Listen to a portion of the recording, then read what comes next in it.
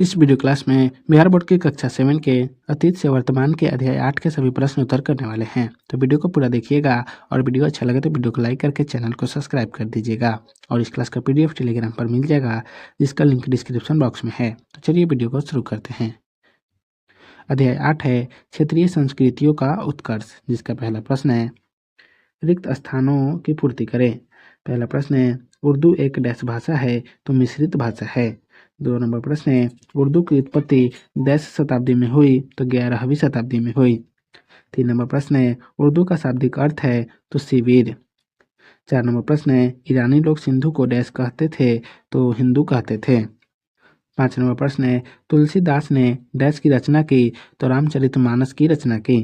6 number प्रश्न है पहाड़ी चित्रकला डैश क्षेत्र में विकसित हुई तो उत्तर पश्चिम हिमालय क्षेत्र में विकसित हुई। 2 नंबर प्रश्न है निम्नलिखित प्रश्नों के उत्तर दे। ए नंबर प्रश्न है उर्दू का विकास कैसे हुआ, तो इसका उत्तर होगा उर्दू का विकास एक अपभ्रंश भाषा के रूप में हुआ। इसमें अनेक भाषाओं के शब्द मिले हैं, जैसे अरबी, फारसी तथा तुर्की। इसी कारण उर्दू को एक मिश्रित भाषा कहते हैं। इसकी लिपि फारसी है, लेकिन व्याकरण हिंदी अंग्रेजी जैसा ही है। बी नंबर प्रश्न है लौकिक साहित्य के बारे में 5 पंक्तियां में बताइए, तो इसका उत्तर होगा लौकिक साहित्य में ढोल मरूहा नामक काव्य लिखा गया। इसमें ढोला नामक राजकुमार और मारवाड़ी नामक राजकुमारी की प्रणय लीला का वर्णन है। इस काव्य में महिलाओं के कोमल भावों का मार्मिक वर्णन किया गया है। इस काल के लौकिक साहित्य के रचनाकारों में अमीर खुसरो भी है।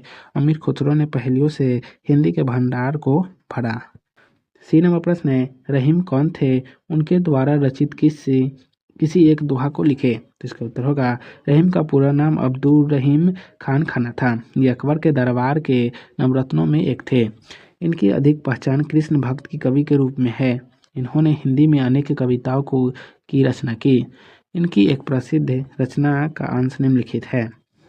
रहीमन विपदा तू भली, जो थोड़े दिन होई, हित अनहित या जगत में जान पड़े सब कोई। डी नंबर प्रश्न है हमजानामा क्या है, तो इसका उत्तर होगा हमजानामा मुगल काल का बना चित्रों का एक एल्बम है। मुगलों ने चित्रकला की जिस शैली की नींव डाली वह मुगल चित्रकला के नाम से प्रसिद्ध हुई।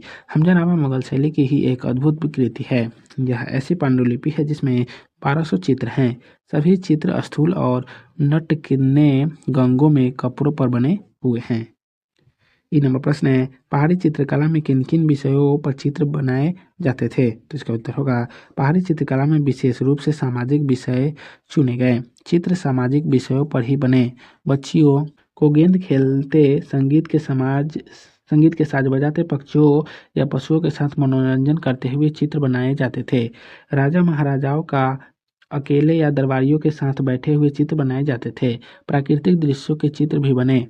पत्तों और फलों से लदे वृक्षों के चित्र सराहनीय है। पहाड़ी चित्रकला में इन्हीं विषयों पर चित्र बनाए जाते थे।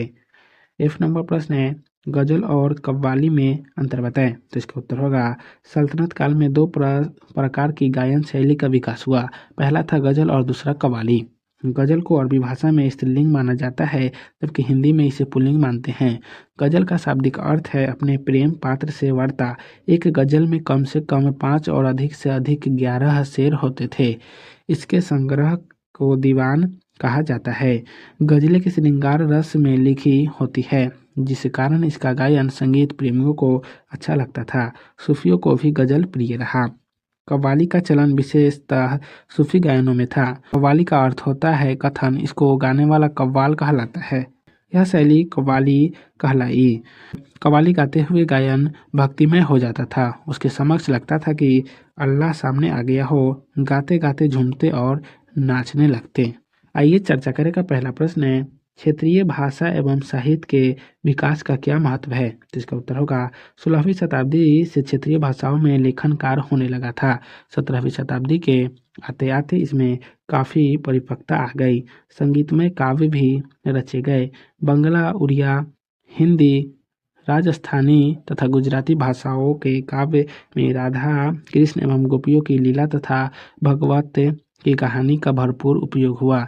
इसी काल में मलिक मोहम्मद जायसी ने हिंदी में पद्मावत लिखा। इसका बंगाल में भी अनुवाद हुआ।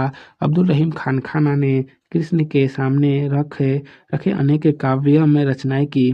तुलसीदास ने रामचरितमानस की रचना अवधि में की, जिसमें भोजपुरी शब्दों का खूब उपयोग हुआ है। सूरदास ने ब्रजभाषा में कृष्ण के बल रूप का वर्णन किया। यह इनका महत्वपूर्ण योगदान था। दक्षिण भारत में मलयालम भाषा की साहित्यिक परंपरा का प्रारंभ मध्यकाल में ही हुआ। महाराष्ट्र में एकनाथ और तुकाराम ने मराठी भाषा में काफ़ी कुछ लिखा। बिहार अनेक भाषाओं का क्षेत्र है। यहाँ की कुछ भाषाएं पूरे देश में बोली समझी जाती है। बिहार के चंद्रशेखर मध्यकाल के नामी टीकाकार थे। इन्होंने सूफी संत के प्रभावित होकर धर्म की व्याख्या की। खासकर बिहार हिंदी भाषा क्षेत्र है। यहाँ हिंदी की उत्पत्ति संस्कृत के अपभ्रंश के रूप में हुई। अन्य भाषाओं में जिन्हें शूद्र क्षेत्रीय कहा जा सकता है वे हैं भोजपुरी, मगही, मैथिली और उर्दू आदि। मैथिली भाषा को कवि कोकिल विद्यापति ने बहुत ऊंचाई पर पहुंचा दिया। मंडन मिश्र तथा भारतीय मिथिला की ही देन थे। भोजपुरी का क्षेत्र बहुत विस्तृत है।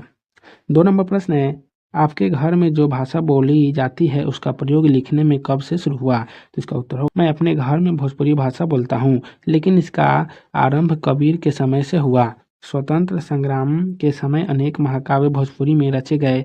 बटोहिया, फिरंगिया और कुंवर सिंह महाकाव्य अधिक प्रतिष्ठित रहे। महेंद्र मिश्र तथा भिखारी ठाकुर भोजपुरी के महान गीतकार रह चुके हैं। आज तो भोजपुरी भाषा का काफ़ी विकास हो चुका है। तो आज की इस वीडियो क्लास को यहीं समाप्त करते हैं। फिर मिलेंगे नेक्स्ट वीडियो में। तो आप सभी को वीडियो देखने के लिए बहुत बहुत धन्यवाद।